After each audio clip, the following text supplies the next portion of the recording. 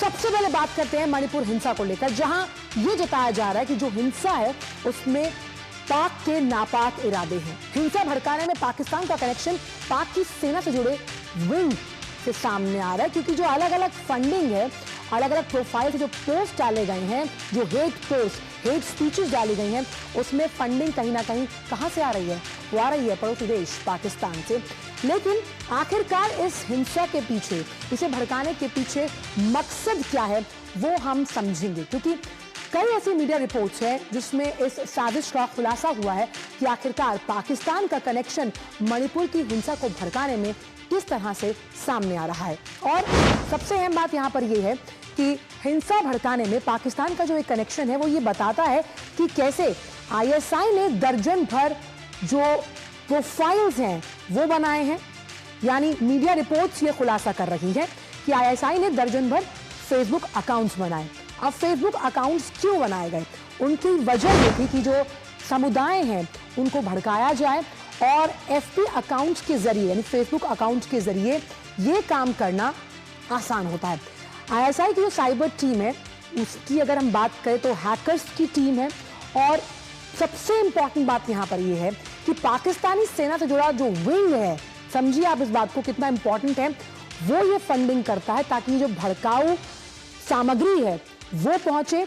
और इस भड़काऊ सामग्री के पहुंचने का तरीका, जो क्रोनोलॉजी है, जो टाइमलाइन है, वो प्रोफाइल्स पर डाली जाती है। और ये हेट जो पोस्ट है वो नापाक मंसूबे हैं पाकिस्तान के, जो लगातार ये कोशिश कर रहा है भारत की कामयाब ना हो। कैसे भड़काया जाता है? क्योंकि सोशल मीडिया एक ऐसा प्लेटफॉर्म है जहां अफवाहें, भ्रामक जो पोस्ट होते हैं और सत्यता की प्रमाणिकता करने में थोड़ा वक्त लगता है, थोड़ा विवेक का इस्तेमाल करना होता है। और इसीलिए अलर्ट पर है भारत सरकार, क्योंकि इन नापाक मंसूबों को किसी भी वजह से कामयाब होने नहीं देंगे भारतवासी। और अलर्ट पर भारतीय सरकार, इसलिए पहले भी कई ऐसे यूट्यूब चैनल्स हैं जो सोशल मीडिया अकाउंट्स पर हैं, उन्हें ब्लॉक किया गया ताकि ये जो हेट स्पीचेस डाली जा रही हैं ये आपसी भाईचारे को कहीं ना कहीं इफेक्ट ना करें। और पाकिस्तान से हो रहे संचालित तनाव को बढ़ाने के लिए पोस्ट कर रहे ये जो तमाम वीडियोस हैं, देखिए ये वीडियोस अगर भविष्य में भी सामने आएंगे तो इन पर कड़ी कार्रवाई की जाएगी, क्योंकि डिजिटल प्लेटफॉर्म बहुत बड़ा है और डिजिटल प्लेटफॉर्म पर क्या सही है क्या गलत है इसका फैसला लेना थोड़ा पेचीदा होता है। लेकिन सरकार पूरी तरह से अलर्ट मोड पर यहां पर है। लेकिन इसी मणिपुर से जुड़ी एक और खबर है कि कैसे जो 6 महीने का एक पूरा टाइम फ्रेम है, 6 महीने के लिए मणिपुर, नागालैंड, अरुणाचल में एक बड़ा फैसला सरकार द्वारा लिया गया। आफ्स्पा जो है उसे बढ़ाया गया है और ये गृह मंत्रालय ने जो अधिसूचना जारी की है उसके जरिए हम ये खबर आपसे साझा कर रहे हैं। अब जो 13 थाना क्षेत्र हैं, अगर उन्हें छोड़ दिया जाए तो पूरे मणिपुर में आफ्स्पा लागू किया गया है ताकि कानून व्यवस्था को सुनिश्चित किया जा सके। और ये निर्णय जो है वो अगर देखा जाए तो अरुणाचल में तिरप, चांगलांग, लोंगडिंग जिलों में बढ़ाया गया, क्योंकि ये संवेदनशील इलाके हैं। आफ्स्पा की अगर बात की जाए तो राज्य के 3 पुलिस थाना क्षेत्रों में भी अगले 6 महीनों के लिए आफ्स्पा को बढ़ाया गया है। दायरा इसलिए बढ़ाया गया ताकि मणिपुर में कानून व्यवस्था को चाक चौबंद सुनिश्चित किया जा सके, आखिरकार पता लगाया जा सके कि ये सब हो क्यों रहा है। और नागालैंड में भी आफ्स्पा का जो विस्तार है वो किया गया। 1 अप्रैल से ये फैसला प्रभावी हो जाएगा, यानी 6 महीने के लिए उसे बढ़ाया गया। और किस तरह से, इस पूरी खबर पर ज्यादा अपडेट्स के साथ शैलेंद्र मिश्र जुड़ गए हैं। शैलेंद्र, मणिपुर में जिस तरह के हालात हैं उसमें पड़ोसी देश पाकिस्तान का नाम आना कहीं ना कहीं पाक के नापाक मंसूबों की तरफ इशारा करता है। आंचल, देखिए ये पहली बार नहीं है जब ये खबरें आई हैं कि पाकिस्तान में बैठे कुछ लोग या आईएसआई सोशल मीडिया के जरिए या फिर वहां पे के आईपी एड्रेस वाले कुछ जो सोशल मीडिया पोस्ट हैं उनके जरिए ये कोशिश की जा रही है कि वो भड़का रहे हैं हिंसा को। और अब ये जो जानकारी आई है मणिपुर को लेकर, उसमें हम देखते हैं कि ये कहा जा रहा है एक मीडिया रिपोर्ट्स के हवाले से कि पाकिस्तान के कुछ तकरीबन 1 दर्जन से ज्यादा सोशल मीडिया हैंडल्स, पोस्ट वहां से संचालित हो रहे थे और आईएसआई उनको मदद कर रहा था। बाकायदा एक विंग बनी हुई है जो भारत में तनाव फैलाने के, दो समुदायों के बीच तनाव हो, इस तरह की पोस्ट की जाती है, जानबूझकर उकसाया जाता है। तो ये हम देख रहे हैं कि इस तरह के घटनाक्रम सामने आ रहा है। और पहले भी इस बात के सबूत मिले हैं। जब भारत सरकार ने कार्रवाई की थी कुछ ओटीटी प्लेटफॉर्म पर अश्लील सामग्री को लेकर, और उससे पहले कुछ सोशल मीडिया हैंडल्स पर, जिन पर यह आरोप था कि वो पाकिस्तान या फिर विदेशों से संचालित हो रहे हैं और भारत में वो तनाव बढ़ाने की कोशिश करते हैं या इस तरह की पोस्ट करते हैं कि जिससे यहाँ पर जो सामाजिक समरसता है उसमें कुछ दिक्कत हो।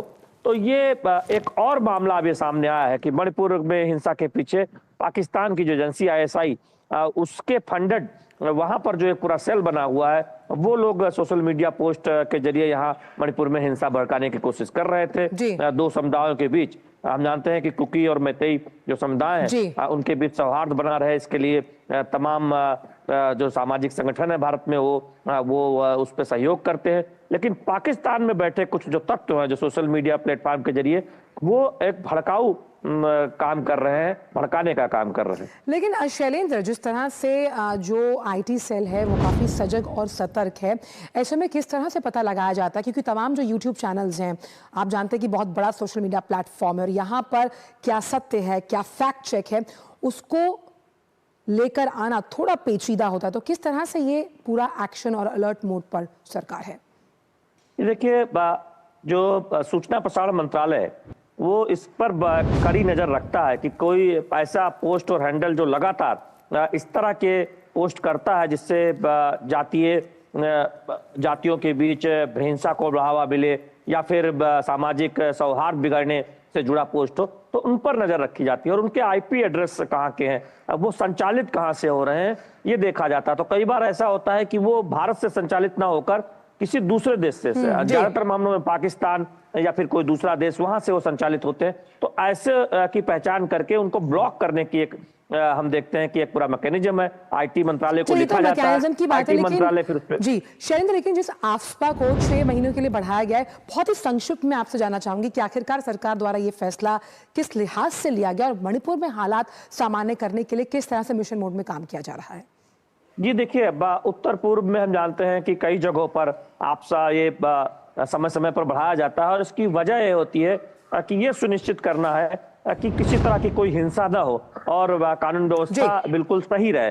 तो उस दिशा में हम इसे कदम देखते हैं और हम जानते हैं कि संसद में जब मणिपुर के बजट पारित हो रहा था तब निर्मला सीतारमण ने इस बात को कहा था कि वहां बाकी राज्यों की तरह ही शांति हो और साथ ही साथ विकास भी उतनी तेज रफ्तार से हो, ये सुनिश्चित करेगी केंद्र सरकार।